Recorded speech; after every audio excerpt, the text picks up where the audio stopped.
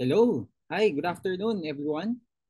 Yun. So good afternoon, our dear veterinarians. I am Rodrigo Escobar from Medicom Pacific, and I'd like to thank each and every one of you guys for joining us today.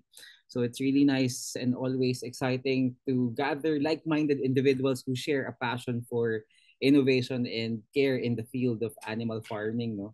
So on behalf of PVET and the Filipino Vet, the most trusted drug reference for veterinarians practicing in the Philippines, we would like to formally welcome each and every one of you to our webinar with the title Compassionate Agriculture, a guide to humane animal farming.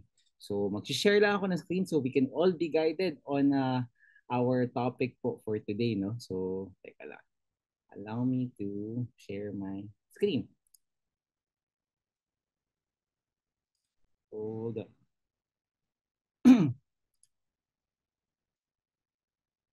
Oops.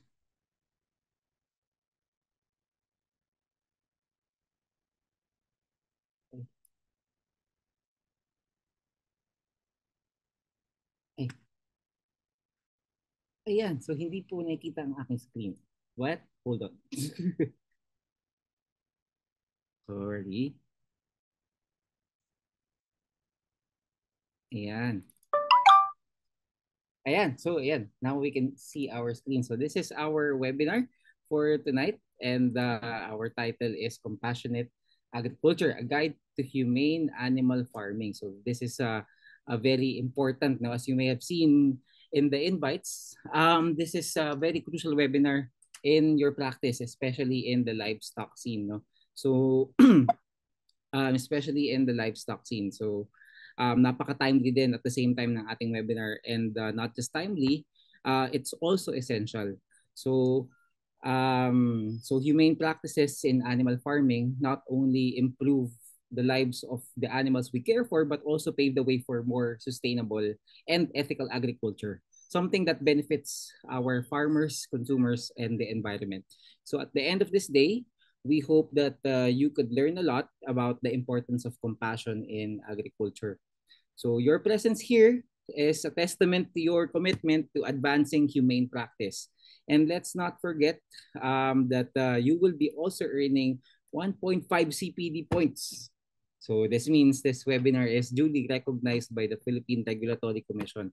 So may natutunan na po kayo, and at the same time you will also at least see all the attendees, no? So you can also do networking among yourselves, and at the end of this webinar, makaka-earn pa po tayo ng 1.5 CPD units which will be credited to your PRC accounts. No?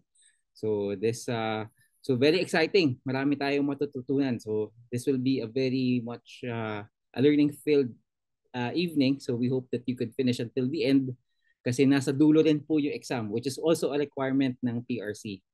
So before we start, no, and before we get on with introducing our speaker and start with the lecture proper, no, allow us to set some house rules lang in this Zoom webinar. So first, by attending this event, teka, buksan ko yung aking red ball pen. No? So yan.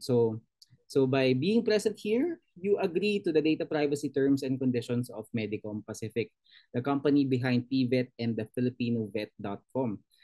The link to the privacy policy is included in the email sent to you. So we've sent a couple of emails in the past few days, so you can check it from there. Or you could also visit our website, thefilipinovet.com, and nandun po yung ating privacy policy. So, and the second, this event is recorded. And we will be publishing this on our YouTube page para pwede nyo rin po mapanood yung lecture kahit hindi na live. So yun nga lang, the CPD points will only be awarded to those who attended dito sa live event natin. So that means you guys, all 196 of you guys, no? So mamaya dadami pa po yan. So we still have attendees entering as we move along, no? So third, please set your PRC name, please set your Zoom name to your PRC registered name. So you can do this by renaming yourselves. So ayan, this will help us identify you, and by the time we do our filing and documentation to be submitted kay PRC, this is something na mas mapapadali po with us. So ayun. So you can do this by hovering in your name sa Zoom window. You click more, and then you click rename. So if you're on mobile, you have to click on the back button a bit and then click on your profile and then tap display name to change your name. No? So fourth, all of your microphones are muted. So lahat po tayo ay naka-mute. Even myself, i-mute ko sarili ko once the lecture starts. So this is for all of us to hear our speaker and makinig tayo sa kanyang lecture.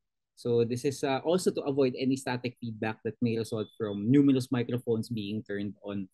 So ayun, para at least medyo yung environment natin for learning is enhanced, no? So nevertheless, kahit nakamute po tayo, I do encourage every one of you to participate and ask questions to our speaker using the Q&A button. So may Q&A. Ayan po, may Q&A po tayo sa ating Zoom. So I'm hoping that this is not the first time that you've attended to a Zoom webinar, but at least just in case, meron pong Q&A button sa lower part of your screen. And then pwede nyo po siya pindutin and you can ask questions then. At the same time, you can use the chat button para pwede po kayo makipag-chat sa amin if you have any questions. No? Pero kung questions related sa webinar, sa lecture, sa Q&A po tayo magtanong. So para at least organized doon. So ayun.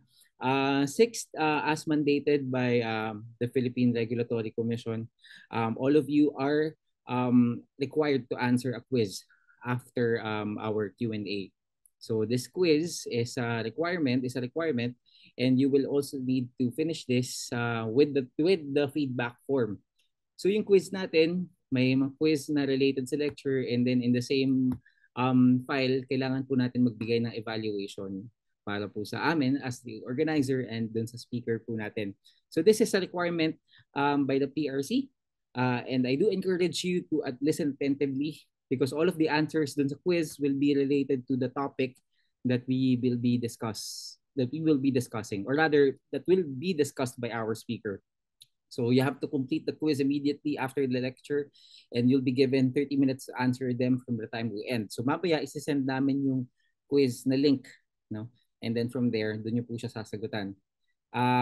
You are required to have a passing score of 50%. So may kahit 50% lang po yung makuwang tamang sagot. And that getting a score below 50% may result in getting your PRC points reduced or getting no points at all. So yung quiz natin is around 8 to 10 questions and everyone is required to answer. Once you've passed, a digital copy of your CPD certificate will be sent via email using the email that you have provided in the registration. So yung ginamit nyo po when you registered to join this webinar, yun dun po namin ipapadala yung certificate of completion. So give us 15 to 20 working days to process this, no? So 15 to 20 days lang po para ma-process namin yung pag-file sa inyong mga CPD points accreditation. So if you would like to request a hard copy, please send us an email at info@thefilipinovet.com. Mamaya we'll be posting the email, no? And we'll be charging some shipping fee lang naman, shipping fee and printing fees, no? So again, all of you must be present in the room on time. So right now 202 attendees po tayo. And you have to be present here and during the entire webinar para po makredit yung full na points. So ayun. I also want to encourage every one of you to answer, to at least get a copy of your PVET. So this is our publication. We distribute to our veterinarians, and it's made up of it's a very comprehensive list of drug drug information for animal health. No, so this is a hard copy version of the information in the PVET app. So likewise, you can also download the digital version of the PVET in the PVET app. So you just click on PVET sa Google Play Store or sa App Store and download nyo po doon. So ayun. And kanina we're flashing, we also invite everyone to join our Viber community. So there you have it. So should you have any questions, please do ask them away and we'll be entertaining them moving forward. So hindi ko na po papatagalin pa. Allow me to introduce our speaker, si Dr. Maria Catalina De Luna, or Doc Rina, is a distinguished expert in animal welfare and agricultural science. No? Doc Rina currently serves as an assistant professor in the Animal Physiology Division, Institute of Animal Science, College of Agriculture and Food Science at the University of the Philippines, Los Baños. So sa UPLB po. She also served as a faculty member at the College of Veterinary Medicine for over 15 years before joining the institute. Her extensive academic background includes a doctorate of veterinary medicine from UPLB and the Masters in Agricultural Science from Nagoya University in Japan. Currently, she's pursuing a PhD at the University of Edinburgh, focusing on animal behavior change interventions to enhance farm animal welfare, an area that aligns closely with our topic. So throughout her career, Dr. De Luna or Stocrina has been an advocate for humane farming practices across Asia. So not just in the Philippines, buong Asia po to. She has published multiple research articles on improving farm animal welfare, particularly livestock and poultry welfare. So her dedication is also evident in her membership on the National Committee for Organic Certifying Bodies in the Philippines and her advisory roles with organizations like the Animal Empathy Philippines and Global Food Partners. So Doc Rina has not only contributed academically but has also taken practical steps to advance animal welfare. She is a trainer for LEGS or Livestock Emergency Guidelines and Standards, and she led emergency response efforts for livestock during natural disasters, particularly in the project in Project Taal 2020. So today, we are all privileged to have her as our lecturer as she shares her insights into sustainable, compassionate farming practices that prioritize animal well-being. So, ladies and gentlemen, our dear veterinarians, let's all give like a digital applause and a warm welcome to Dr. Rina De Luna. Maraming salamat, Rod, for that extensive introduction. Parang ako yung nahiya. Pero thank you very much for your very, very kind introduction. And good evening to everyone. I'm assuming lahat tayo ay nasa pare-parehong time zone, no? Basing it from the chat. And thank you for saying hi sa chat. Alam nyo, as a speaker, lalo na sa ganitong virtual space, nakakatuwa na makabasa ng mga, at makaalam, no, na meron akong kasama dito ng mga kakilala. So, andyan sila Doc Alice at si Dr. Abad, andyan din. At yung ibang, may mga nakita na ako, mga estudyante ko rin dati, ang dami. So, thank you very much for spending a few hours of today, no, in learning about compassionate agriculture. Yan. So allow me now to share my screen.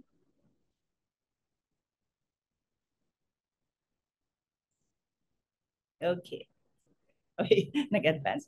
Okay, so sabi nga ni Rod kanina, no, we will be talking about compassionate agriculture, a guide to humane animal farming, and nakadagdag din syempre, no, na alam ko na I'm with the presence of compassionate veterinarians. So maraming salamat colleagues, no, for joining me tonight, no, and parang nakakampante ako na the animals will be in safe hands, no, with a lot of you attending in tonight's discussion. Discussion siya because I also want to learn from your experiences. So for today's presentation, we divided it into 4 parts. So the first part, review lang muna tayo on some animal welfare concepts. And then we will be dwelling on the 5 freedoms, but we will be moving beyond it. So marami kasi, alam ko you're already familiar with it, but let's discuss beyond the 5 freedoms, no? And then we'll have a break, 10-minute break yata yun, no? And then when we come back, we will discuss this very important, parang skill na nga siya dapat animal welfare assessment. So how can we really assess or provide scientific evidence on the welfare of animals? And then on the final topic, a little discussion on how we can improve the environment of animals, farm animals, through enrichment. Yan.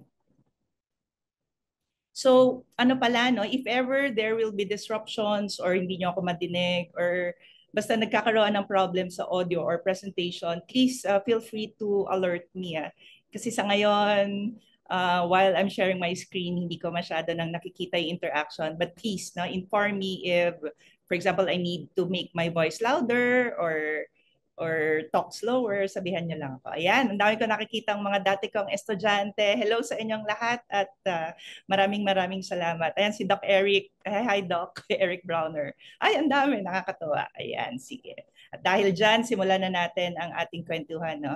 So before I start the lecture, parang teacher lang ulit, lecture topic, allow me first to just share with you a brief about my professional life, lalong-lalo na on how I got involved with animal production and animal welfare.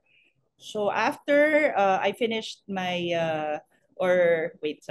after I received my diploma in Doctor of Veterinary Medicine from UPLB, nag-masters agad ako sa Japan, but at that time, I worked with lab animals, so rats. No? And then when I came back sa Philippines with a master's degree, hindi ko pa alam kung anong gagawin ko noon kasi nga right after VetMed, nag-masters na ulit ako. Buti na lang, there was an opportunity to train as a pig production officer. So ako, nung estudyante ako, gusto ko talaga sa farm. Hindi ko na-imagine na mag-work sa office. No? Hindi ko rin nga na-imagine na maging guro. But luckily, I was employed by Pig Improvement Company or PIC Philippines, and talagang nagpapasalamat ako sa training na nakuha ko. Specifically, as a pig production officer, yung naging trabaho ko, so after the training, when I was pulled out and was assigned to a farm, sa Ilocos ako, Ilocos Sur ako na-assign noon, no? Ang pinaka na-identify nilang magiging role ko sa PIC noon was to train startup farm. So parang siguro naisip ko yun na rin yung start ng aking teaching career, no? Kasi parang nasa training na rin. And then may mga nangyari lang, I had to resign and prioritize my family.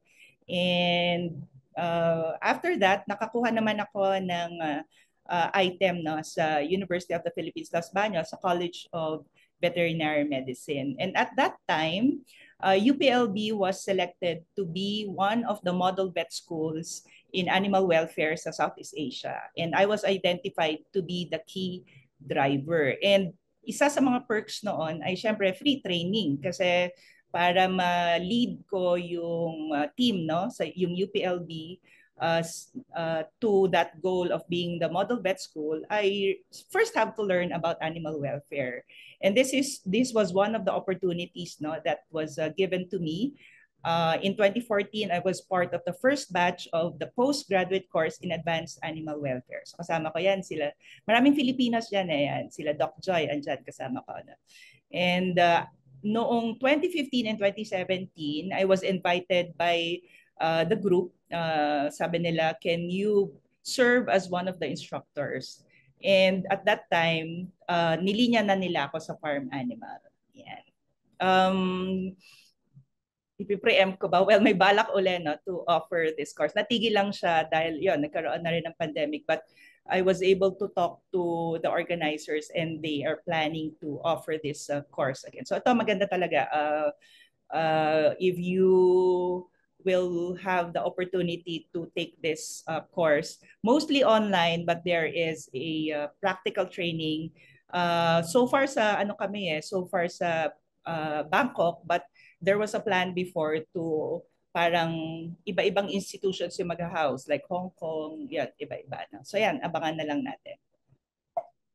And because of this, I was able to train on how to assess animal welfare. Kasi nga kailangan natin ng scientific evidence to tell if there is good or bad or poor welfare ng animals. No? So ito talaga na-appreciate ko tong training na to.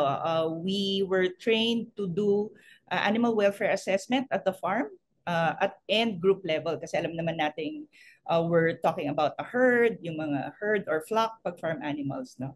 And specifically dito sa farm na to, nakita talaga namin yung difference ng welfare status of pigs dito sa photos na to, pigs in a semi-free range condition. So semi-free range kasi hindi naman talaga totally free sila, no? But at least they have freedom to move, no?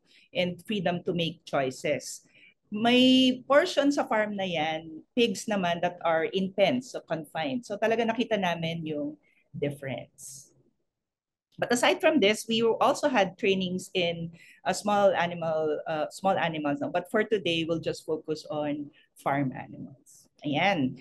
Nung pandemic naman, I was able to, or ni-refer ako ng mentor ko sa animal welfare, no? Kasi at that time, they were looking for someone in the Philippines who was already immersed in farm animal welfare and to be part of a research on livestock and poultry welfare. So nung pandemic yon, medyo challenging yung data collection, but I'm very grateful that we were able to produce, no, parang 4 or 5 publications out of our research last pandemic. And because of that, dito sa university, no, we were able to promote farm animal welfare. So we partnered with the College of Development Communication and we released mga short segments lang naman about animal welfare. So parang ang ano pa lang nun, introduction or introducing animal welfare to the UPLB community. AAW yung title na, no? Alamin ang animal welfare.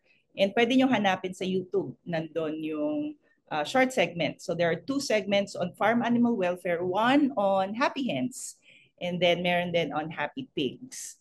And then as a faculty member of the College of Agriculture and Food Science sa IES, so siguro yung mga nag-estudyante ko dito sa BetMed, kung di pa nyo alam, last year I joined the Institute of Animal Science.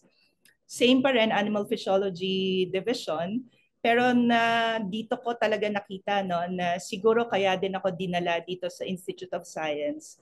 Kasi mas challenging talaga, lalo na sa Pilipinas, no, to promote welfare of farm animals. And I think siguro sa small animals ngayon, mas marami nang nag-advocate for it. But kailangan pa rin natin palakasin talaga yung para ganda, no, yung antas ng pag-aaruga sa ating farm animals. Kaya na-appreciate ko din yung transfer ko to the College of Agriculture and Food Science. So since I'm from the academe, I just want to share, no, na 2018, last academic year, 2018 and 2019, we started offering a dedicated course in animal welfare sa College of Veterinary Medicine. So I was the proponent of VMed 101 animal welfare. But currently at the Institute of Animal Science, wala pa kaming dedicated course on farm animal, livestock and poultry welfare. Pero while we are waiting for that, ibig sabihin may plano talaga, no? May plano talaga. We're already introducing animal welfare in actually isang course pa lang. That's Agriculture 171. So this course is taken by all BS Agriculture students of UPLB. So there is a portion on livestock and poultry welfare. And then just this year, June 2024, ito mga kasama ko, mga kapwa veterinaryo din, no? We started a pre-internship deployment seminar for our student interns. So bago pa sila sumalang sa mga farms, we felt the need, no, to orient them muna on animal welfare. Yan. And then ito, mainit-init pa. Next semester, no, siguro last month, no, my proposal on offering a special topic on livestock and poultry welfare assessment was approved. So ito ang maganda dito, this is an on-farm assessment of welfare of animals used for meat, egg, and milk production. So hindi lang to classroom session, meron talaga tayong hands-on welfare assessment. Kasi sayang yung mga natututunan namin na trainings abroad, maganda talaga siya na i-cascade, no? Sa mga estudyante at sa mga colleagues, and ito yung isa naming i-offer din sa IES. If, for example, you want to have a training on this topic or other topics, pwede nyo po kaming just get in touch with the Institute of Animal Science, and we'll be very happy to make a training that will fit the needs of your group, no, or intended audience. Yan. So kanina nabanggit na rin ni Rod, no, na tayo mga veterinarians, ay hindi lang naman talaga restricted yung ating nagagawa for the animals. In fact, alam niyo na itong One Health, pero talagang yung ating pangangalaga sa mga animals, and hindi lang siya health, no? By also providing the welfare of animals, health and welfare of animals, we're really impacting livelihoods of people who are dependent on livestock.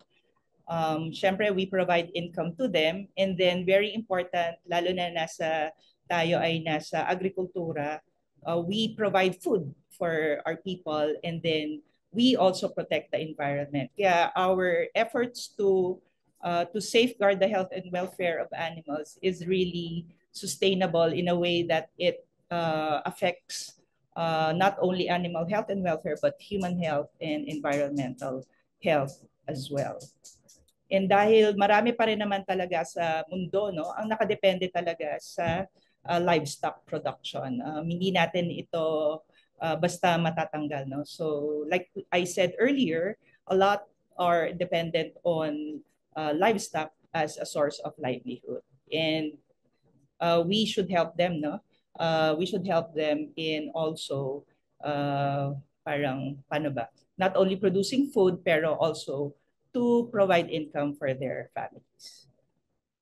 Sorry, silipin ko lang ng konti yung chat. Oo nga, sana safe kayong lahat from the typhoon, lalo na yung mga nasa Catanduanes, sa norte, no? Ayan, sige. Maraming applications tong animal welfare ngayon, lalo na sa disasters, no? Ayan. So tayong mga veterinarians were guided by OIE, no, by the World Organization for Animal Health. Hindi to talaga, no, ina-advocate or ina-emphasize nila that we veterinarians should be the lead advocates for the welfare. Nung ako ay nasa College of Veterinary Medicine, wala akong hina-highlight dito na terms kasi alam niyo naman sa VetMed, lahat parang nasasakop talaga natin. But now that I am with the Institute of Animal Science, talagang more emphasis on animals that are that we use to produce food for the population. Kaya yan, very particular on the contribution of animals now as food animals. And I also know that you're aware that animal welfare is one of the priorities of the World Organization for Animal Health. Kaya yung mga recommendations din nila for us ay talagang kasama na lagi ang animal welfare. In fact, sa day one competencies ng ating graduates, kasama na doon ang animal welfare. Kasi tayo talaga, no? Tayo naman talaga din ang nangangalaga. Tayo yung talagang at the forefront of ensuring the welfare and health of the animals. Now, ang maganda dito sa animal welfare, it is a science, no? And as a science, meron talagang evidence, no? Evidence-based itong mga pag-uusapan natin. Hindi lang to haka-haka, hindi lang kwentuhan, but there is really a science behind it. Kaya maganda ito, no? And what we're trying to address here or to answer is if animals are suffering. And if yes, well, we know yes, animals can suffer. Alin mga hayop ba ito, no? So, lahat ba? Or alin ba yung mga protected by laws, no? Kasi hindi naman lahat din. But as a science, no, we are responsible for answering questions na minsan inisip natin, oo nga, no, bakit nga ba? But buti na lang there are already a lot of researches also on animal welfare. Pero sa Pilipinas, I encourage you not to do more research on animal welfare kasi kadalasan sa ibang bansa ginagawa and sometimes meron pa ring pagkakaiba, lalo na sa application, no? Pag dito sana sa Pilipinas ginawa yung studies. Buti na lang yung PhD ko ngayon, ang data collection ko will be here in the Philippines, no? So I hope na makakatulong talaga ako sa welfare ng mga hayop natin dito sa Pilipinas. Okay.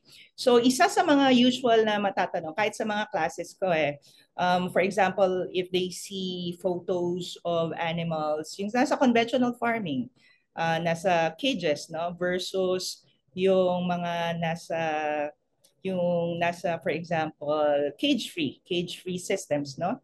So ang laging isa sa mga tanong ay, well, kailangan ba talaga nilang mag-dust bathe, no?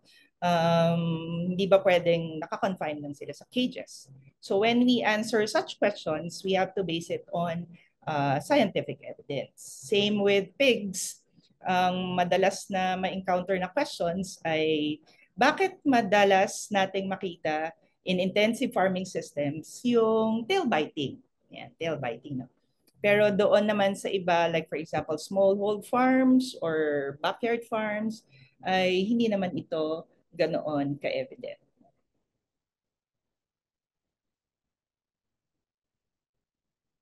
Now, there are routine procedures in the farm and kailangan alam natin, no, are these procedures, no, do these procedures lead to suffering? So, yun yung mga kailangan natin masagot. And in order to do that, we should have a working definition of suffering. And according to Bloom and Fraser in 2007, this is one or more bad feelings continuing for more than a short period. So yung mga may mga routine procedures tayo na pag ginawa naman ng tama, hindi siya suffering kasi ano lang naman yan parang temporary pain lang siguro from injection when we vaccinate. But pag maayos naman natin ginawa, walang complication, walang infection, then mas makakabuti pa nga sa animal kasi we protect them from diseases and other bad occurrences. No? And sabi dito, to suffer, an animal must be sentient. So we have to define what sentience is. So sabi dito, this is the capacity to experience suffering and pleasure. So hindi pala limited lang sa suffering, hindi lang puro negative experiences or emotions. Yung animals, they also can experience positive emotions, so pleasure. So dapat hindi lang tayo malimit sa pag-prevent ng negative experiences, but rather it's important to promote, no, to allow them to experience yung positive emotions. So sige nga, can you give examples of sa farm animals, specific sa farm animals, can you give tawag dito, situations in the farm that can be considered as pleasurable for animals? Just type in your answer sa chat and then mamaya balikan natin.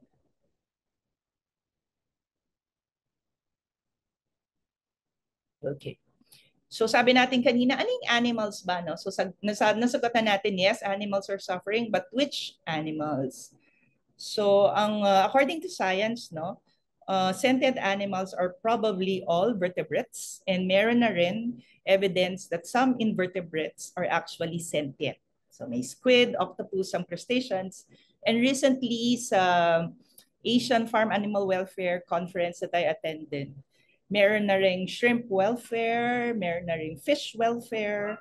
So marami na, no? Marami ng scientific evidence of such sentient animals. Ayan. Uy, maraming salamat sa mga sagot ninyo. Ayan, enrichments. Ayan. So tama yun, no? We have to provide these animals with opportunities naman to experience those positive behaviors. So when we talk about welfare, it concerns the quality of life. So hindi na yung dati, payabangan pa na, yung alaga ko nabuhay ng ganitong number of years. Wala kang sinabi sa alaga ko. It's not how long the life lasts, no? But rather, yung quality ng life ng animal habang buhay siya. Yung iba, dati very challenging when we promote farm animal welfare versus companion animal welfare. Kasi sinasabi nila, lalo na yung food animals, papatayin din naman yan, kakainin din naman yan. No? So again, no, just to put emphasis that welfare concerns the quality of life. So kahit sabihin natin na saglit lang naman sila, very important pa din that we ensure na we provide yung kanilang mga pangangailangan. And for farm animals, lalong-lalo na yung sa slaughtering, no, very important how the animal dies. No? It's a welfare concern. So to understand the concept more clearly and easily pala, just focus on the 3 areas of concern, which was introduced by Fraser et al. In 1997. So ito, no? 3 areas of concern: physical, mental, and aspects of naturalness. So makikita natin, parang One Health yan, nag-overlap yan. So ibig sabihin, pag may isang area na naapektuhan, yung other areas expect din ninyo na there will be some effects also. No? So pag physical, is the animal functioning well? So we're talking about productivity and then health of the animal. Sa mental naman, is the animal feeling well? So particularly, we're promoting the absence of pain, no? Lalong-lalo na yung long-term, yung hindi na-address na pain, nagiging chronic pain. And is the animal able to perform behaviors that are vital or important to the species, no? So yung mga baboy, ano ba yung behaviors na kailangan nilang gawin, yung mga manok, etc. So if we combine all of the definitions, all of the descriptions, ang key dyan is if the animal's welfare is good, the animal can actually cope with the conditions in the farm, yung environment that we provide them. Alam naman natin, very stressful talaga yung conditions sa farm, no? But if they have a good state of welfare, mas mataas yung chance that they can cope and hindi magli-lead to pathologic conditions. So makikita naman natin that if the animal's welfare is good, healthy siya, so hindi lang healthy, no? Comfortable, well-nourished, ang daming aspeto, no, na talaga makikita natin na there's also positive experiences, no? And nakasalalay talaga sa atin, no, yung welfare ng animals. Kaya yung study ko talaga is on human behavior change. Kasi kailangan yung tao mismo, yung behavior, talagang siya ang, paano ba, talagang kailangan, andon yung compassion niya, no, sa animals. Kasi nakasalalay ulit, ayun, gaya ng sinapaulit-ulit ko sinasabi, nakasalalay talaga sa atin, no, yung welfare ng animals. Kasi kahit may attempts sila to cope, pero kung walang opportunities to do that, hindi rin siya mangyayari. So tayo as vets, talagang very important yung prevention. No?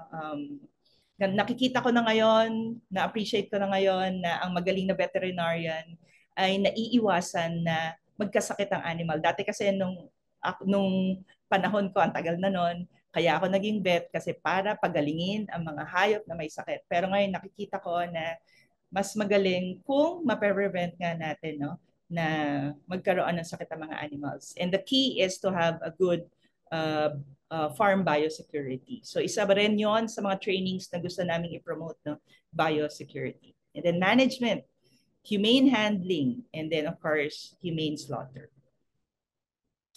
Balikan ko lang kanina, nabanggit kasi natin yung mga bagyong nangyayari, no? And unfortunately, may mga nabalitaan tayo na mga mortalities ng farm animals. But when I volunteered for Project Taal in 2020, walang isa kong experience, konti lang din yung vets that volunteered na hasa sa livestock and poultry. Marami ako nakasama na volunteers ay sa small animal practice, no? And dito talaga we saw the need, no, to help to assist livestock kasi sa Batangas nakadepende talaga yung mga kababayan natin sa animals na yon as source of livelihood. So yung trainings na binabalak namin for farmers is para ma-promote nga yung welfare, lalong-lalo na sa mga disaster-prone areas, is yun nga, no, pag maganda yung welfare ng animals, mas may chance sila to cope with situations such as disasters. Kasi ang hirap talaga naiiwan lang sila doon, swerte na pag may magpapakain, no? And they really have to have a good welfare para tumagal at kahit pa paano maging resilient din, no? Hanggat mabalikan na sila ng kanilang mga owners. Yan. So isa rin sa kailangan nating i-clarify ay ano bang difference ng animal welfare science sa animal ethics. So when we talk about animal welfare as a science, we always look at the effects on the animals. So laging from the animal's point of view. So kung kunyari nagkaroon ng sakit, anong effect noon sa animal? So laging titingnan natin yung animal. But when we're talking about animal ethics, it concerns how animals how humans should treat animals. So alam ko iba-iba sa mga tao, no? Iba-iba talaga yung ethics nila when it comes to kung paano sila makitungo sa animals, no? So there's a difference with that. Pero pagdating sa animal welfare, isa lang 'yan. Kung ano yung magiging effect sa animal, yun. Hindi yun nagbabago. Kaya magkaiba tayo ng ethical view, pero pagdating sa effect sa animal, isa lang yan. So, buti na lang sa atin, sa Pilipinas, we have a law, the Animal Welfare Act of 1998. And we all know that it was already amended, no, in 2013, no, as RA 10631. And syempre kasama ng mga batas natin are the implementing rules and regulations, and to guide us meron ding mga AOs and circulars ang Department of Agriculture. And then just a short update, recently itong taon, early this year, no, si Senator Grace Poe authored Senate Bill 2458 to revise again the Animal Welfare Act. So just some updates on that. And ito lang yung ilan sa mga nais niyang isama sa revisions ay magkaroon daw ng mandatory animal welfare education in the curriculum. So hindi na lang tertiary but magsisimula primary and then secondary education. And then a separate animal welfare bureau. So hindi na under Bureau of Animal Industry but a separate Bureau of Animal Welfare. And then para ma-address talaga yung welfare concerns, magkakaroon ng Barangay Animal Welfare Task Force. And then of course, dahil hindi naman kaya lahat ng gobyerno, magkakaroon ng mga Corps of Animal Welfare Office Enforcement Officers. Yan. So just to end the first part of my presentation, no? So if you're going to look at the article of OIE in 2019, no? So dito listed are the areas in animal production where pwede magkaroon ng welfare concerns, no? So this is, the article is available online, so I will not discuss this thoroughly, but just to mention some, dahil ako'y nasa animal science, no? Kausap ko yung mga nasa animal genetics, no? And animal nutrition. And sinasabi talaga nila, kasi selection we intentionally select animals, no? That we care or that we incorporate in our production system. And minsan, sa sobrang bilis ng genetics, hindi makahabol, ang hirap habulin, ang hirap i-provide, for example, sa nutritional needs, no? Sobrang fast growers na yung ating nutrition yung nutrition na na-develop natin, hindi talaga makahabol dun sa needs ng animals. So that could lead to some welfare concerns. Marami din dito sa principles for the welfare of livestock animals. Marami dito is on the environment that we provide the animals. Kasama din dyan sa environment, of course, social grouping. Alam naman natin very stressful sa farm animals when we house them with other animals, no? And then yung mga basic needs nila. And then, of course, sabi ko kanina, as vets, very important yung biosecurity. Mas maganda pa rin ma-prevent natin, no? Yung mga diseases, parasites, and other preventable conditions. And then kasama dyan, number 10 is yung handling ng animals. So we should really invest, no, on our farm staff, no. And yeah,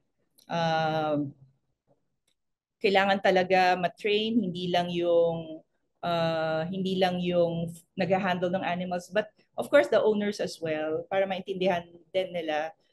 Kasi sila yung magde-decide for the animals din Although may mga i-recommend yung farm staff, pero the decisions will come also from the owners. So magandang makascade din natin itong mga information na ito.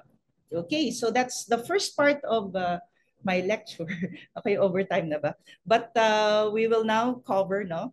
Ito yung very interesting, no? We really have to measure the welfare of animals para we can improve it. Otherwise, sabi nga nila, if we cannot measure something, parang hindi naman natin siya mapapaganda. So, sabi ni Broom in 2011, animal welfare is a term that describes a potentially measurable quality of a living animal at a particular time and hence is a scientific concept. Yeah, so measurable. I know you're familiar with the 5 freedoms. Ito, gamit na to sa maraming gumagamit ito sa batas natin sa animal welfare, sa mga policies, sa standards, sa mga codes. Laging ang reference ay itong 5 freedoms na maganda at may basis, no? Meron tayong working framework. And this started in 1965. Yung concern before was on the welfare of livestock. Specifically cattle, sa cattle nagsimula. And this was adopted by the Farm Animal Welfare Council in 1992. And sabi nga dito, no, when we say that an animal has, let's start with adequate welfare, doon naman. Usually, adequate welfare lang yung kaya nating magawa talaga. Ibig sabihin, may suffering pero minimal lang, no? But if we could sana improve, no? And provide more positive experiences and emotions to animals, then this will lead to a good welfare, which is a good life. But we don't expect that na magagawa nyo agad ito overnight kasi medyo mahirap din talaga. At least adequate welfare and then work towards improving. Dapat naman ganun lagi, work towards improving. But not towards a life not worth living kasi isipin nyo all suffering, no? All suffering, which is poor welfare. So what we do normally is to assess all of the 5 freedoms and then get an overall assessment. And then of course, ang i-address muna natin dyan is yung area na medyo poor yung welfare. Tapos yung iba, if we can maintain na maganda or improve it better, but priority is to address yung areas na poor yung welfare. So when this 5 freedoms was parang ano ba? Ano talaga siya applied to a lot of a lot of practices. May mga nakita silang mga problems. Like for example, if you keep animals free from disease, so anong ginagawa natin doon? Nagba-vaccinate tayo, no? Pero yung iba nakaka-experience ng fear. Ayan, syempre, alam natin yung mga pets, no? Yung mga animals, pag nagkakaroon ng bad experience with routine vaccinations or routine dewormings, ano pa ba? Supplement, administration, nagkakaroon ng fear yung animals and minsan it leads to distress. So what we want to promote is yung proper method, no, to minimize yung fear, no? And pain from injection, but like I said, hindi naman siya long term, so hindi siya considered na suffering. What else? If we let them express their normal behavior, syempre meron dyan nagkakaroon uli ng fear kasi pag may mga fighting, yung to promote social order or may mga aggressive animals, hindi maiiwasan yan. So nagkakaroon din ng stressful conditions from normal social interactions. Ano pa ba yung mga problems with the 5 freedoms? Ito yung sa pig farm to sa Bangkok. Aliw na aliw ako sa mga baboy doon. When we emphasize the 5 freedoms, no, if you notice, 4 doon sa 5 freedoms ay freedom from. Pero isa lang yung freedom to. So puro ine-emphasize lang dito yung avoidance of negative experience but not promoting yung positive.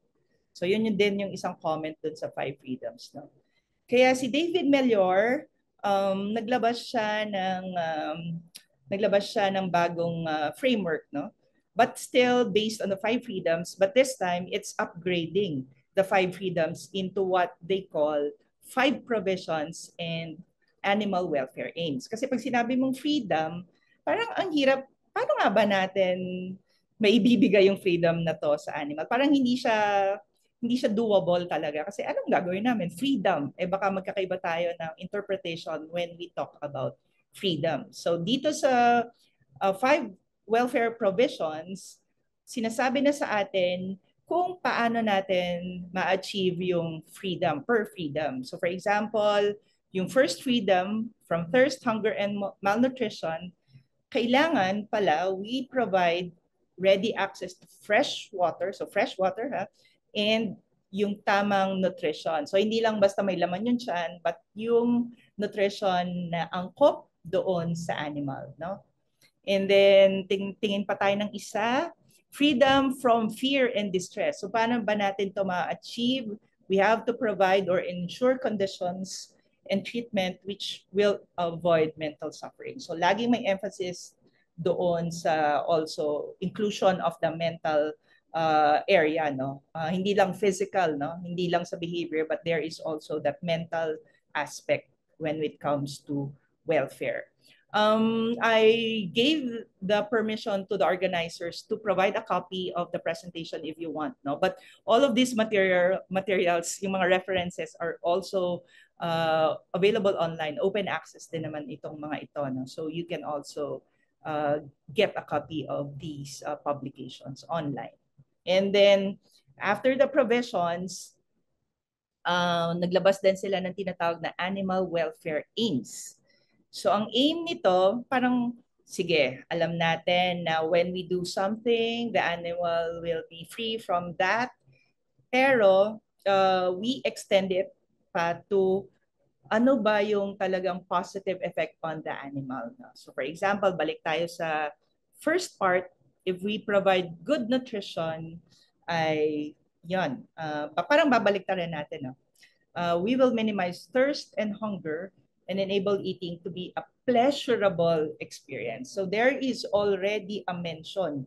Pag sinabi nating animal welfare aim, kasama na sa intention yung providing a positive experience. Hindi na lang prevention of negative emotions, but there is already an aim to provide a positive experience. Now, kung makikita natin dito sa provision, it's not already termed as the 5 freedoms, but kung mapapansin nyo, good nutrition, good environment, good health, ano pa rin siya, naka-align pa rin siya sa 5 freedoms, pero ang tawag na nila dito ay, ano tawag dito?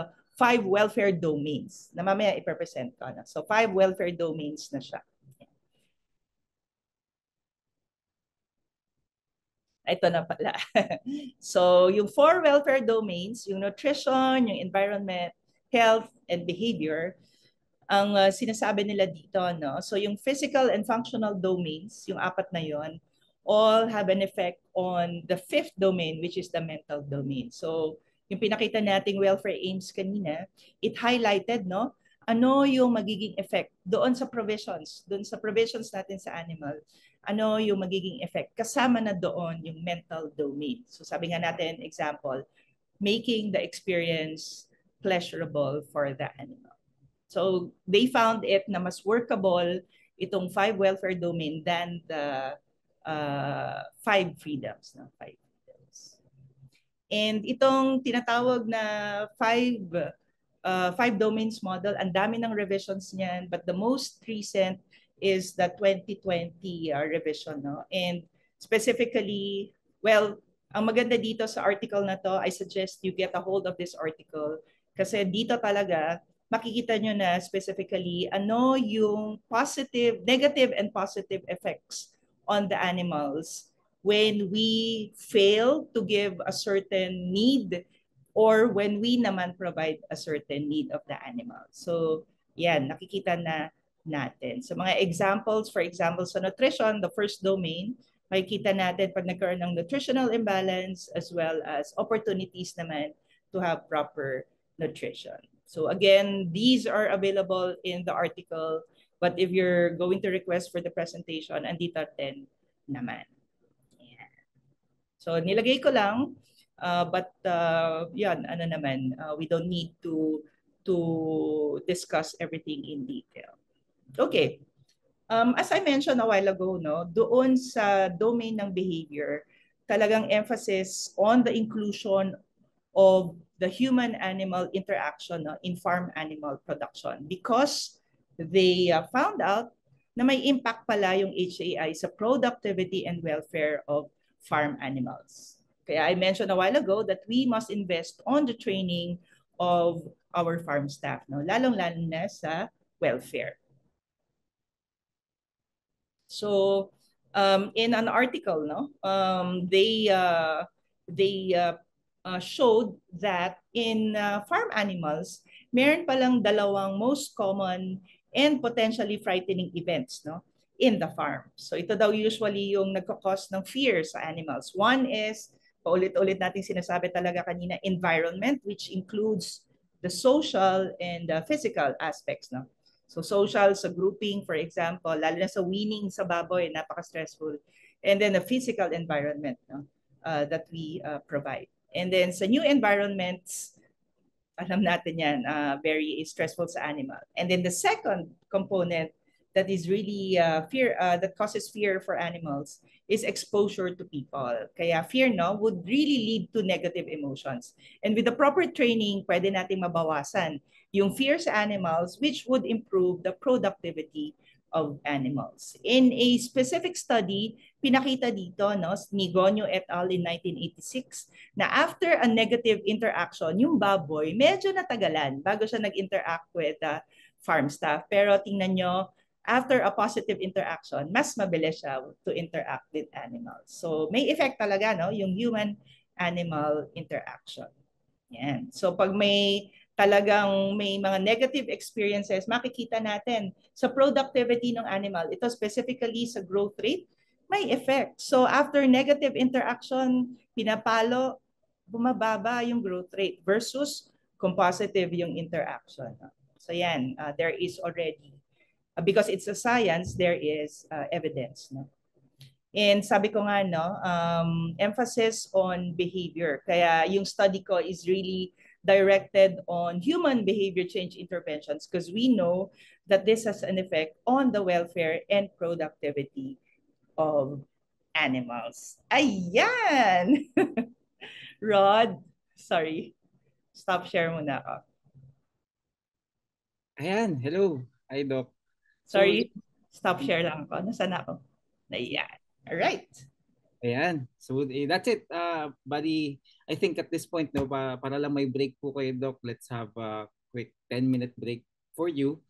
As I know na medyo ang dami nating natutunan na in the past 1 hour, no? 45 minutes na nagle-lecture po kayo. Pero yung pinaka key takeaway ko talaga dito is yung 5 freedoms, no? So ako din mismo, even though I'm not a veterinarian, natututo na rin ako at the same time. So the 5 freedoms, again, freedom from hunger and thirst, from discomfort, from pain, injury, and disease, freedom to express normal behavior, and freedom from fear and distress. So at least these are from our sentient creatures. So again, very napakarami pong natututunan for all of us here attending, including myself. So for the meantime, para makapag bathroom break, water break, or any kind of break muna for everyone, let's have a quick 10-minute na break from this webinar, and we'll be back in 10 minutes. So yeah.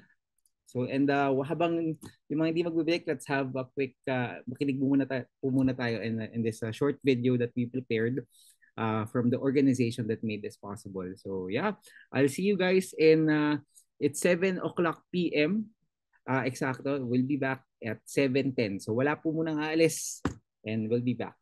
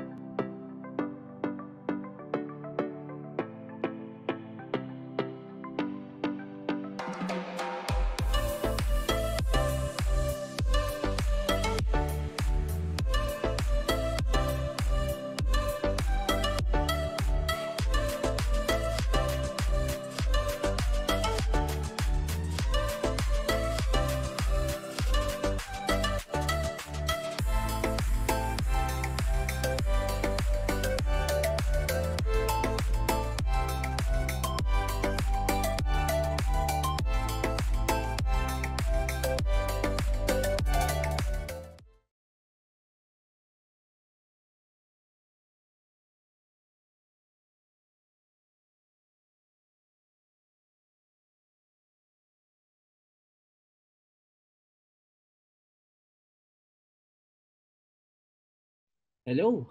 Ayun. So we're back, no? Again, I would like to remind everyone, kanina kasi we were just around the 210, 220 when we started the webinar, no? But now, nasa almost 300 na po tayong uma-attend in the lecture. So for the people who came in, who didn't na hindi umabot dun sa mga aking reminders and announcements earlier. So again, I would like to welcome every one of you again. And mabilisan lang po sa reminders natin. So this is a duly registered webinar from the Professional Regulatory Commission. Kanina kasi nagkamali ako on that one. My bad. And yun, so attending this event will earn you 1.5 CPD points, which will be credited to your PRC account, no? And that yun, our privacy policy is in our website at thefilipinovet.com, so you can check it out there. This event is recorded and we will upload this afterwards soon, like a few days from now. Organize lang namin yung mga information, no? But and magka-cut lang kami ng konti. But essentially, this entire lecture will be uploaded on our YouTube page, so you can rewatch this and pwede nyo siya maggamitin as a resource. Yun nga lang, those who will get the CPD credits will only be for the ones who attended tonight, no? Not for the ones who will watch it on YouTube later on. So if ever, ayun po, all of your microphones are muted, please change your names to your registered name according to your PRC ID. I do encourage everyone to ask questions. So if you have any questions regarding the lecture or to us kaming mga organizers, please feel free to use either the chat or the Q&A button. It's located at the bottom part of your Zoom webinar interface. I encourage everyone to listen attentively. Meron po tayong quiz later on as mandated by PRC, and that kailangan yung quiz po natin 50% yung passing para fully makredit po natin yung mga points, no? And that if you get a score below 50%, this may result in getting your CPD points reduced or walang CPD points at all. You must be present at all times from the time we started or the time you entered up until the end, up until magsagutan po tayo ng ating quiz, no? Quick reminder lang din dun sa quiz, may evaluation form po dun. You also need to finish that part so we would also know how else we can improve in the next webinars to come for veterinarians, no? Lastly, I would like to encourage everyone to please download the PVET app. It is the digital version of our PVET drug directory. Pwede niyo po siya ma-download via Play Store or App Store. So there are numerous features there that you can use for your practice. And then dun sa evaluation form and quiz later on, we will also be asking if you would want to have a copy of the latest Philippine Veterinary Drug Directory. So this is a very useful guide to your practice. It contains a very comprehensive list of drug information for veterinary and animal health products. So you can order through the Google form or the quiz that will be sent later on. It's going to be one of the questions to be asked there. And you only have to pay for the shipping fee. So this book or this directory costs 1,200 pesos when you buy it from us. But for this one, you only need to pay for the shipping fee. Nasa 250 pesos lang daw po yun. And that yun papadala po namin to your area, to your location po. So along with the certificate for this one. So this is for the ones who would have this book delivered to your doorstep. So so you also must download the PVET app. Our representatives will get in touch with you for at least the further steps in procuring your copy. You can also join our Viber community. Nandun po iba mga balita regarding conferences, webinars such as this one, and other information in relation to animal health and to your practice, veterinary practice. Nandun po sa ating Viber community. Nandun that you can sign up for that, and then it will be one of the communities that you will be receiving from time to time na notifications sa Viber. So yeah. So yeah, yun na po yung 10 minutes na break. Again, we would like to thank every one of you for joining us here. And now I'll turn the floor back to Doc Rina for the second half of our lecture. So Doc Rina, you can take it away po. All right, thank you very much, Rod. And yan, lahat naman tayo kailangan ng break. So thank you for that much needed break. So allow me to reshare my screen. Yan. So we've been here for more than an hour, pero padating pa lang tayo sa most exciting part para sa akin, no? Ito ay tungkol sa animal welfare assessment. So ang tanong dito, well, naintindihan ko na naman ng animal welfare, alam ko na yung mga 5 freedoms, why do we still need to do animal welfare assessment? Well, sabi nga natin kanina, no, as a science, no, we have to provide scientific evidence, or we have to provide evidence. And kaya nga, animal welfare is something that is measurable, no? And the reason why we need to assess yung welfare ng animal, well, one is to meet standards of care. So marami na tayong tawag dito, marami ng provided guidelines, no? For example, ang OIE with regard to the standards of care. Kahit yung mga individual farms, minsan meron silang sariling mga operations manual, and very specific yung standards of care. Yan, meron ng mga ganong farms that are requesting, no, to help them with coming up with operations manual, improving the standards of care. Tapos, well, we also want to assess welfare para again, no, to ensure na yung tatlong aspeto ng welfare ay talagang mapaprovide natin yung best for animal. And lastly, we don't want the bad from becoming normal. So maganda that we do assessment, and then we identify immediately ano yung problema. And then sabi nga natin kanina, we prioritize areas wherein the welfare is poor. So in farm animals, in livestock and poultry, we normally assess the welfare of animals at the group level, no? Parang bihira lang yung individual level, but most commonly sa group level. So ito again, just sharing with you a photo when we did an assessment on the pigs, no? So usually ipaplan naman yan, ilan kayo, tapos to cover as much, no, may per person is assigned to assess certain number of animals. And then ang kagandahan niyan, hindi naman tayo magsisimula from scratch. There are already standards, no, from OIE. Again, we also have national legislation and guidelines. Tas, as I mentioned earlier, may mga farms, may napuntahan na rin akong farms na sobrang ganda din nung standards nila. Mas maganda pa doon sa mga minimum guidelines natin, no? And then when we do assessment, or siguro if you have the chance also to craft a farm's welfare assessment framework, kailangan talaga, no, we select parameters that would really reflect kung anong area yung minimeasure nyo. So for example, if it's on the nutritional domain or the health, very specific yung mga indicators that we have to select. Hindi pwedeng vague na parang you assess this portion pero parang hindi naman talaga siya indicative of measuring yung sa nutrition part. Yan. So yun ang ibig sabihin na indicator na welfare indicators. And then again, there are already available methods, approaches, and frameworks, pero kadamihan dyan ay base pa sa practices ng ibang bansa. Well, kami naman, we find use also of these frameworks, but we are planning, no, to craft our own na rin, based on our national guidelines then, no? So that's a plan, no?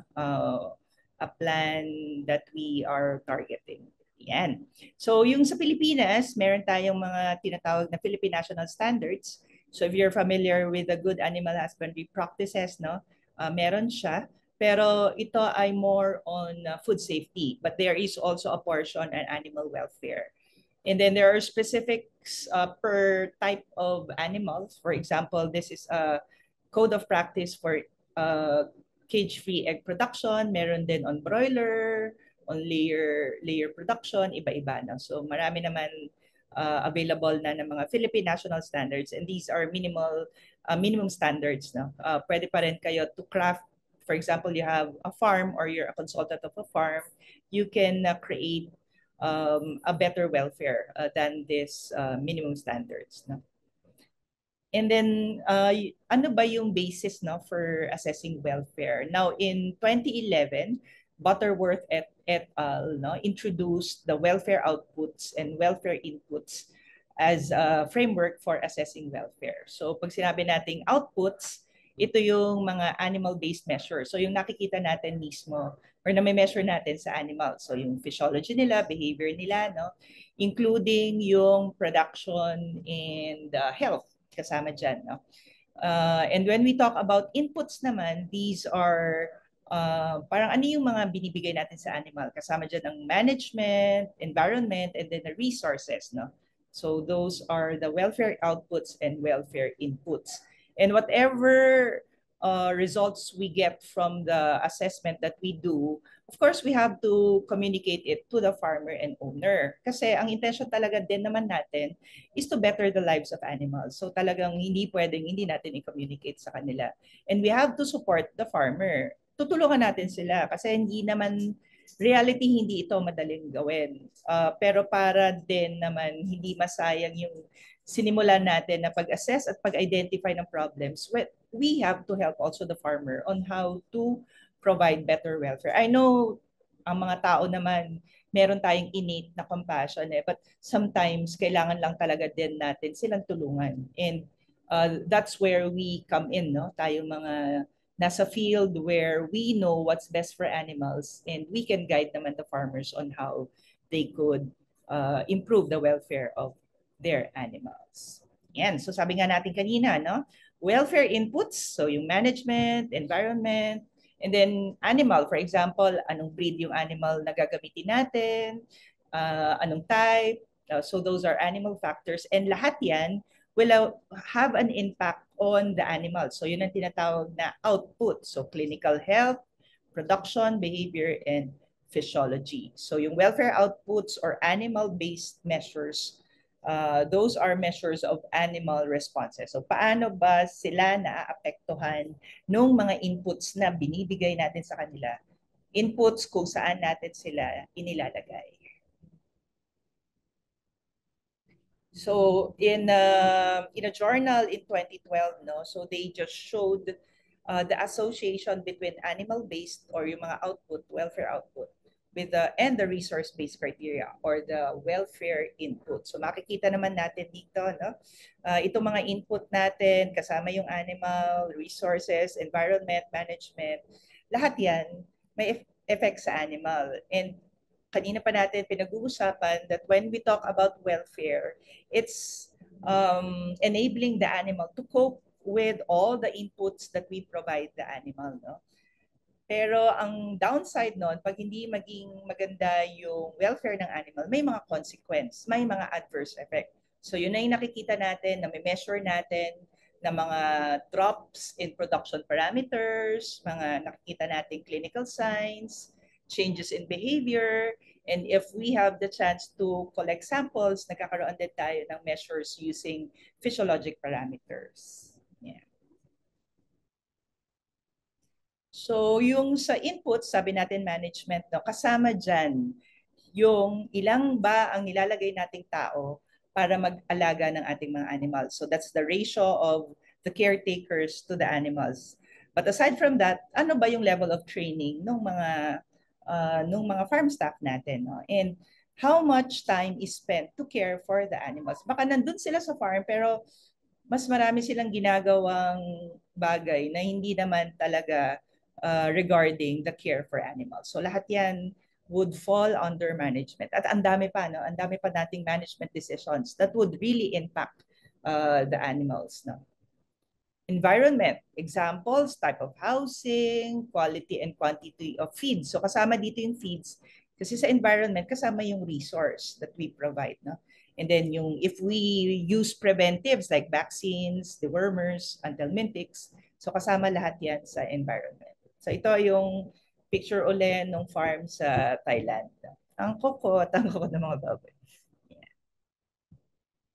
And then if we talk about animals as a welfare input, so titingnan natin, for example, mag-aalaga tayo dito sa Pilipinas, anong breeds ba yung kukunin natin? So may impact yon, no? Kasi we would expect na if the animals are not from the Philippines or not from areas wherein pareho lang yung conditions sa Pilipinas, magkakaroon talaga sila ng mahihirapan talaga sila to cope with our conditions. So kasama yan. It's an input, no?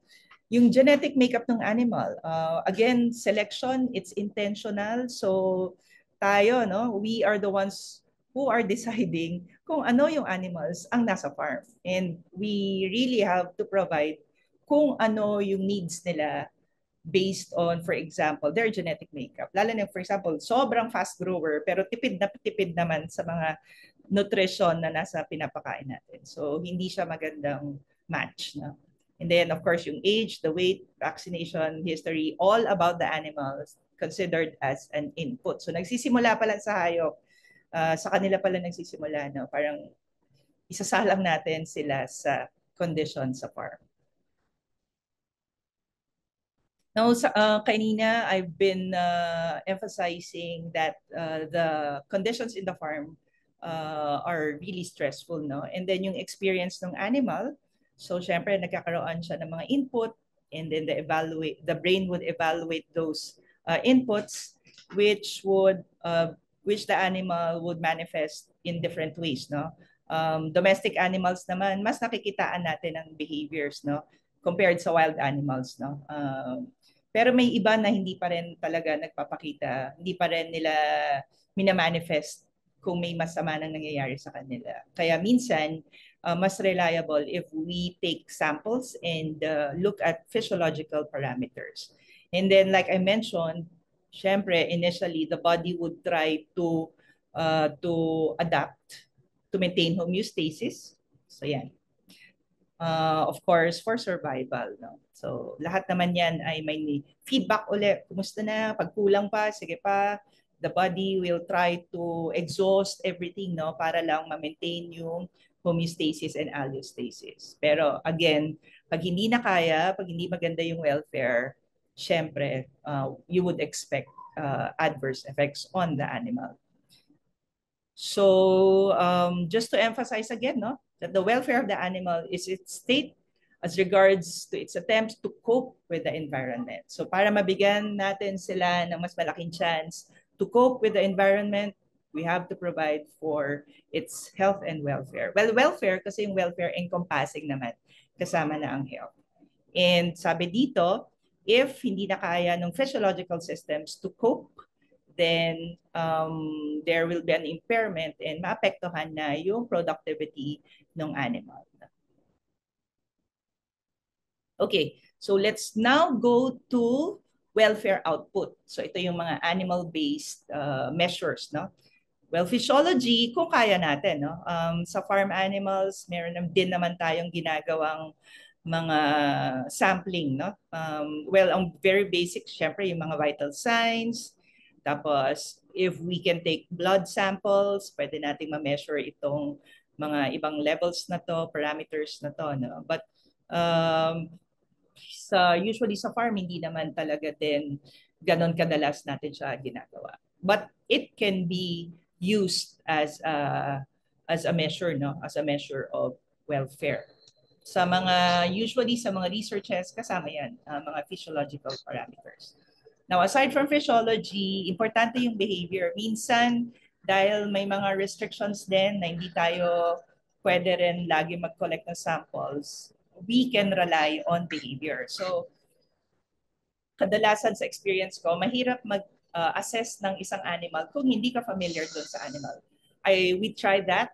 May mga exercises kasi kami noon dun sa postgraduate course. And nahirapan talaga kami pag hindi namin kilala yung species na yon. No? So, ang suggestion ko is you just focus on the animal that you really know para mas madali mo din siyang masabi kung normal ba or hindi yung nangyayari or pinapakita ng animal. Lalo na sa behavior. Kasi we have to know what are species specific behaviors no, that are essential to the animal. So again, we have to start by knowing what are normal behaviors bago natin masabi that such behaviors are not normal anymore. And then normal behaviors that show that the animal is not functioning well, so that's physical, not feeling well, so that's the mental area or aspect, and then not able to perform important behaviors.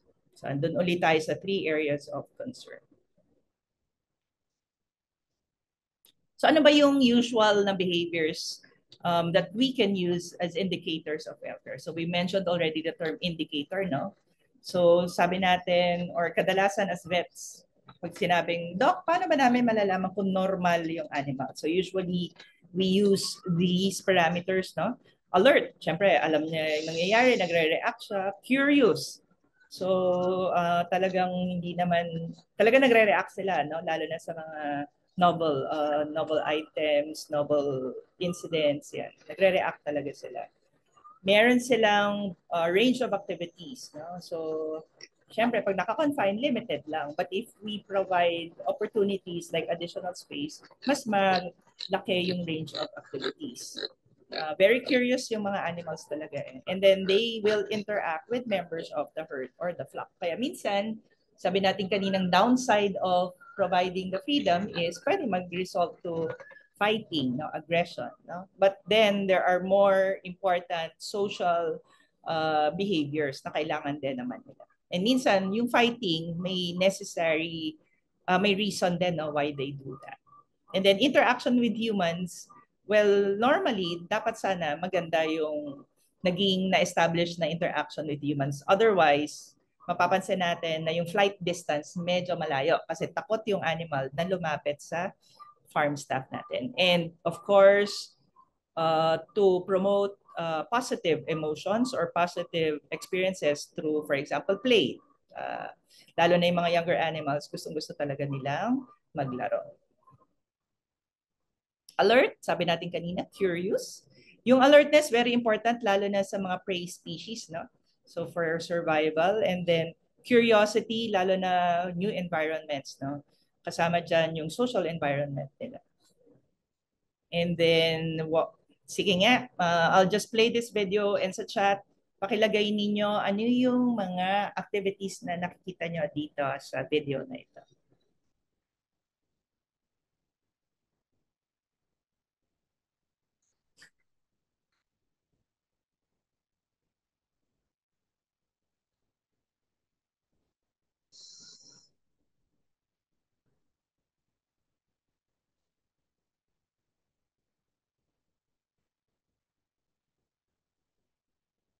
I'll just play it again. Tapos yan. Ano lang kayo, chat lang kayo para makita din ng iba.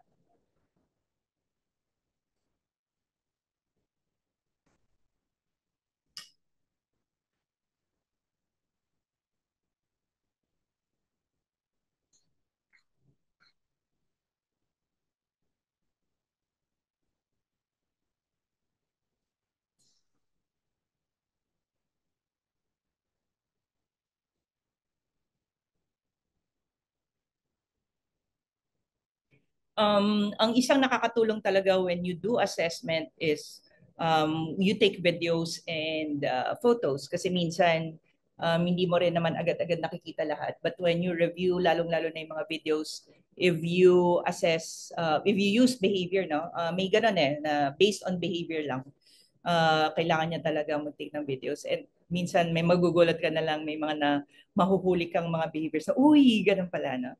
But also, well, ang behavior kasi, it's another topic. It's a whole new topic. Medyo malawak siyang pag-usapan, but maganda din siya, no, na gamitin when assessing welfare.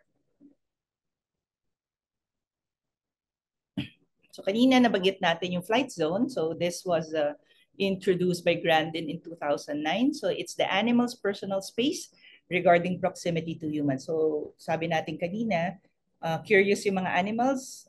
Initially, syempre ang parang gusto nila lalapit kasi curious nga sila. But then again, pag meron na silang negative experience sa humans, lumalaki itong personal space nila. Itong mga baboy na to, ay nako, talagang ginangat-ngat lahat, damit, bag. So, parang wala nga silang personal space. No? So, ibig sabihin, ito malalaki na to mga baboy na to. Ibig sabihin, maganda yung naging experience nila sa humans.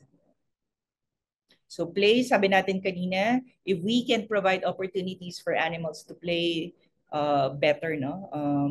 May purpose din kasi ang play, hindi lang naman basta-basta. So sabi dito, ito daw yung mga activities na can help them, no? Can help them also. Mga kailangan nila when they get older, tapos pang syempre exercise, and then kasama siya sa social interactions, yung play. No? Punta naman tayo sa examples of behavioral indicators of poor welfare naman. So, ito tayo, mga as veterinarians, trained naman tayo, no? Madali nating sabihin sa owner na may problema yung animal. Ang una natin usually sinasabi is nagbabago yung behavior. So, nababawasan yung range of activity, tapos nagkakaroon, syempre, sila ay may sakit, hindi maganda yung pakiramdam, so there's an abnormal fear or aggression towards humans. So nagkakaroon talaga ng pagkakaiba. Well, malalaman din naman natin to if we spend time din naman sa animals, observing animals. Pero kung bihira din naman natin silang puntahan, hindi natin masasabi if baka naman sadyang wala talaga silang activity, no? Yon. So we really have to invest time also in observing animals. So sabi natin kanina, fighting, may reason din naman. Kung playing, may reason, fighting din. Sa post-winning, nako, napaka-stressful sa mga biek. Yung pag-aaway. Makikita din natin tong fighting, no? Before slaughter, pag nasa abattoir na sila, nag-aaway-aaway din yung mga yan. During transport nga, nag-aaway-aaway pa yung mga yan, no?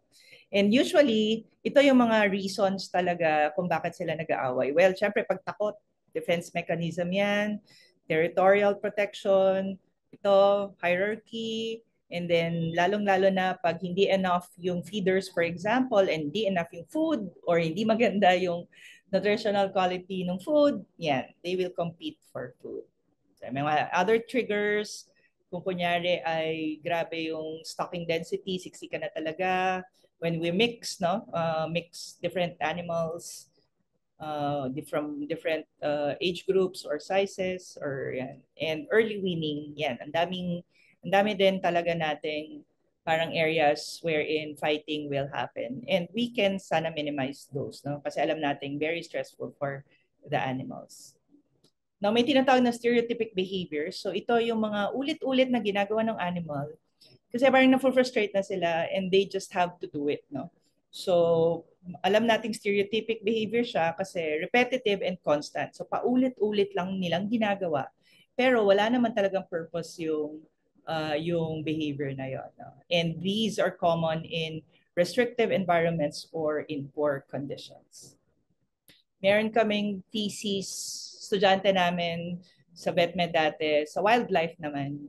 Alam naman natin yung conditions ng wild animals sa zoos. So ang ginawa nung student namin was to introduce enrichment doon sa kanyang environment. And yan, naging maganda naman yung result. So yan, pwedeng ganon yung if you have, if for example, you're from the academe and you want to do research, pwedeng mga specific, no? For example, reduction in stereotypic behaviors using kunyari, environmental enrichment. And then kanina, nakadalawang outputs na tayo, no? Physiological, behavioral.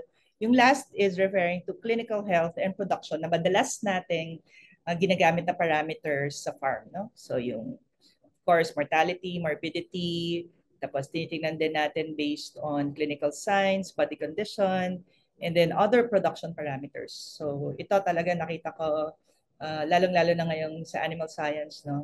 Very heavy talaga on the production parameters. No? And alam nga natin na disease and production is, well, nakikita talaga natin siya sa intensive production systems kasi we're expecting so much from the animals, no? And nagkakaroon din sila ng tawag dito, nagkakaroon din sila ng mga ganito, disease and drops in production. Again, if we're not able to provide for the needs, no? Yung provisions natin, no? Pag hindi natin na ibibigay, sobrang ang laki ng ina-expect natin, but kulang naman tayo ng ibinibigay para makapag-perform sila to our expectation. No? Heavy demands on normal function. So, totoo, they're functioning beyond normal. Kasi may mga targets tayo na gusto and usually, pag hindi nila nami-meet yung target, pwedeng kinakal na natin, pinapalitan. No? Yeah. Pero of course, it's obvious no na pag poor yung welfare ng animal, hindi siya makaka-cope sa environment and mas prone siya to have or to get sick, no? And pag sick yung animal, madalas meron ng mga pathological events, no? Kaya nga meron na tayong mga napagbabasehan na clinical signs, no? And dahil na rin dyan, excessive din talaga yung demand sa katawan nila, no? So napakadali for an animal na poor ang welfare to succumb to disease. And same way din, pag may sakit, poor welfare na agad kasi marami na siyang hindi magagawa just to maintain its normal function. Medyo challenging na pag may sakit. What more to perform pa as a, for example, production animal. Yeah. So poor welfare may increase susceptibility to disease. Na? And disease would, ang tawag dito, indicate poor welfare. So sabi nga natin kanina, again, no, talagang gamit na gamit itong 5 freedoms and marami ngayong frameworks na based on the 5 freedoms. No? Pero marami na rin ang frameworks na minodernize na nila yung 5 freedoms. So ang example natin kanina, ginamit na yung 5 welfare domains. So ito, I'll just give one example, no? But in this presentation, meron pang ibang examples. But just to guide you on how to understand the next slide. So for example, freedom from hunger and thirst, mas maganda gagamit kayo ng inputs and outputs when you assess. Hindi lang input, hindi lang output. Kasi para makita nyo talaga anong effect ng mga inputs natin sa animals. And yung output, baka naman nga makorek agad natin based dun sa mga inputs na binibigay natin. So sabi ko rin kanina, use indicators specific for example, the freedom. So kung hunger and thirst yung gusto nating makita, ang pwede nating gamiting input ay feed. Siyempre, feed, water, pwede ring age and breed of the animal. Kasi lalo na, for example, fast grower, alam natin na laging gutom. Yeah, pwede yun. So very specific yung indicators na gagamitin nyo. Output, ano yung makikita natin sa animal that can tell us or that reflects freedom from hunger and thirst? Well, body weight is one. Siyempre, pag hindi kumakain, bababa yung body weight. Body condition, bababa din. Tapos, meron tayong mga ginagamit na mga tests to see if the animal is hydrated, well hydrated or not. So, yun yung meaning ng specific indicators, no?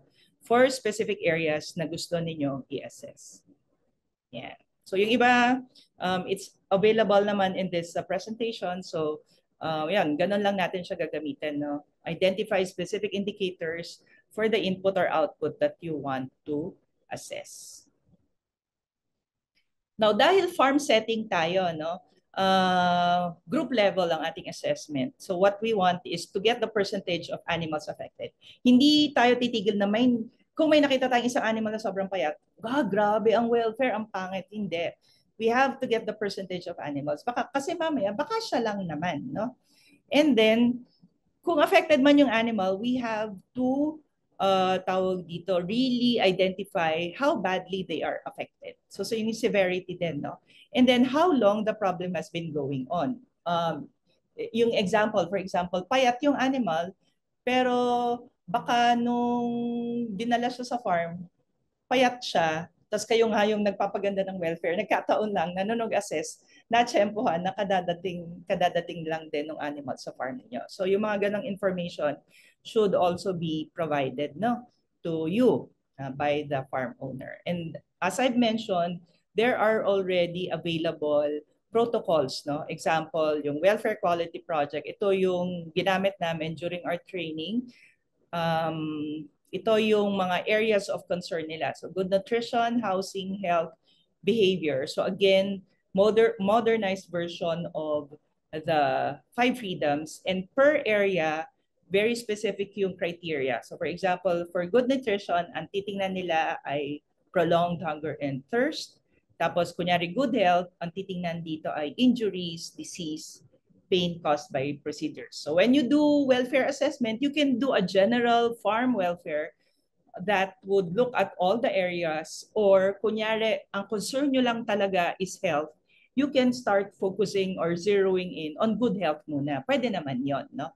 So hindi naman agad laging lahat kailangan lahat. So pwede kayo mag-start. Sabi nga natin, we have to address first yung priority area, no? And then kung kaya nyong isama yung ibang areas, then better. No? So these are just examples of other welfare frameworks that you can use. Again, sabi ko kanina, merong 4 areas, and then per area may criteria kayo na gagamitin, and then provided here are indicators. So for example, again, nutrition, body condition, or extra feed. Kunyari, nagpapakain kayo pero laging may extra feed doon sa feeders nila. So that can be an indicator. No? Yeah. So these are just examples. No? Again, the presentation will be available naman. Yeah. And then dito si Melior in 2009, no? Ito nga yung ginamit niya. No? So parang ito yung 5 domains kanina nakita natin. Nutrition, environment, health, behavior, mental state, grade. Grade naman ang ginagamit dito. No? And then usually ang overall grade nila, binibase nila dun sa pinakapangit na welfare. Kasi ayaw naman nilang sabihin grade B, pero baka kasi ma-overlook na meron palang isang area na grade D. So mas magandang dun mo na lang siya tingnan dun sa welfare na pinakamababa, para at least when you improve, damay na lahat. No? Damay na lahat. And again, this is an example of an available protocol. Ito naman ay specific for laying hen welfare. So ang maganda naman sa mga available protocols, specific na siya for the type of animal. No? Tapos validated na to. So talagang na-try nila. And pag nagte-training kami abroad, ganito rin yung ginagamit namin. So maganda siya kasi pag sinabi mong score na 0, kahit sino pa gumamit nun, nagkakaintindihan kayo kung anong ibig sabihin ng 0. So sinasabi na rin dito, ano yung sample size na kailangan mo, no? If you want to do an assessment on, for example, this number of animals. Ayan.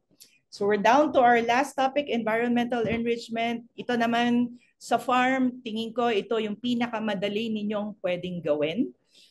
Usually, again, very challenging sa animals ang environment, lalo na pag impoverished. Ibig sabihin, kulang talaga yung opportunities nila to perform natural behaviors, that's one, and then other, for example, other adaptations or other coping mechanisms, walang opportunities, no?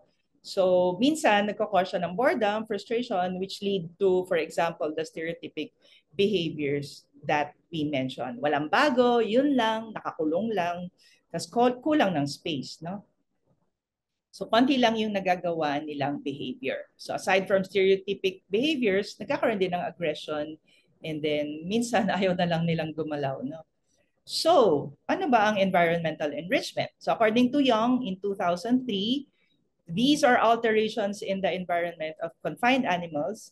Para saan? To increase their behavioral diversity and improve their welfare. So, nakita natin kanina, balikan ulit natin sa first lecture, first part, yung 3 areas, kasama doon yung behavior, and sinabi natin na nag-overlap yung 3 areas na yon. Ibig sabihin, pag ma-improve natin yung welfare ng behavior ng animal, pwede na nating ma-improve din yung physical and mental areas, no, or aspects. So environmental enrichment is one that can one approach that can improve itong behavioral diversity of the animals. Kasi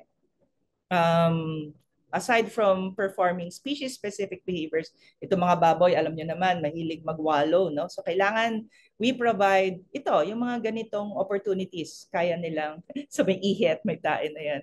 And then nababawasan yung negative behaviors, fighting, common yan, no? And then aside from reducing negative emotions, gusto rin natin maparamdam din naman yung pleasure. So through positive experiences, no? Ang approach, pwedeng naturalistic, kung ano yung ginagawa nila sa wild, kung kaya ninyong ibigay. Behavioral, kung alam ninyo yung very important behaviors, then you can provide enrichment para i-promote yon. Basta ang importante, no? These are based on the primary behaviors, species-specific behaviors. Kailangan ma-maximize yung space. Alam ko may limitations sa farm space, but pwede pa rin natin siyang ma-maximize by providing enrichments, no? Minsan kasi may iba, para lang masabing may enrichment, naglalagay ng kung ano-ano, pero hindi rin naman nagagamit ng animal yung space. Hindi functional yung enrichment. Safe, tas used, no? So kailangan gamitin. Economical and practical, kasi para tawag dito, kasi lagi mo rin naman siyang ipapagamit. So pwedeng palitan, kasi economical din siya, and very practical kasi nagagamit talaga. So mga types, physical, sa example niyan, mga housing, kunyari furniture and accessories. Occupational, may gagawin sila. Nutritional, social, and sensory. So just an example, baka sa inyo, pag meron kayong mga practices sa farms na ninyo or mga hinahawakan ninyo and you do this, please share to our colleagues ano yung mga examples ng enrichment na ginagawa nyo. So we can learn from each other then. So furniture, pwede kayo maglagay ng mga usually mga nakasabit na rope. Kasi alam naman natin ang mga baboy, gustong-gusto talaga nilang mumuya. Kasi yun yung structure nila, anatomical. So maglalagay tayo ng mga furnitures na pwede nilang gamitin. At ang dito, sabi dito, we will prioritize furnitures that are life-sustaining. So pang maintenance, feeding, drinking, shelter, health, so promote health, and then comfort-sustaining. What else? Nutritional. So kasama pala doon is how we provide food, no? So yan, pwede nating ilagay sa mga, kunyari may mga container, kasama pala yun, no? So hindi lang basta yung kakainin, but kung paano rin pinapresent yung food. And what we always can refer to is how the animals in the wild do feeding, for example. And in-emphasize lang dito for the mental area or for the mental aspect of welfare, importance of choice. Kailangan yon sa animals. May choice sila. Ayan. Social enrichment. Well, syempre ito ay consider natin if the animals are asocial, talagang mahirap yung grouping sa kanila, very stressful. So baka mas magandang we don't house them, no? Social species naman ay tawag dito, syempre gusto nila may kasama, pero dapat ma-identify din natin paano yung proper strategy, no, when we do group housing, no? And last, kasama kasi doon yung human-animal interactions. We have to provide opportunities para makalayo din naman sila sa ating farm staff just in case may negative experiences. Hindi lang sa animals, kundi of course sa humans. Sensory, kailangan nagagamit din nila yung mga senses nila. So yan, very important pag-provide tayo ng enrichment, no? Para talagang functional din, no? Functional din yung kanilang mga senses. And there are already naman practices, no? Improved conditions. Confined pa rin naman, pero at least better naman than the very conventional way of farming, no? So more space kung kaya, more walking room, syempre makaka-provide tayo if there are more space, and magagawa nila yung ibang behaviors, no?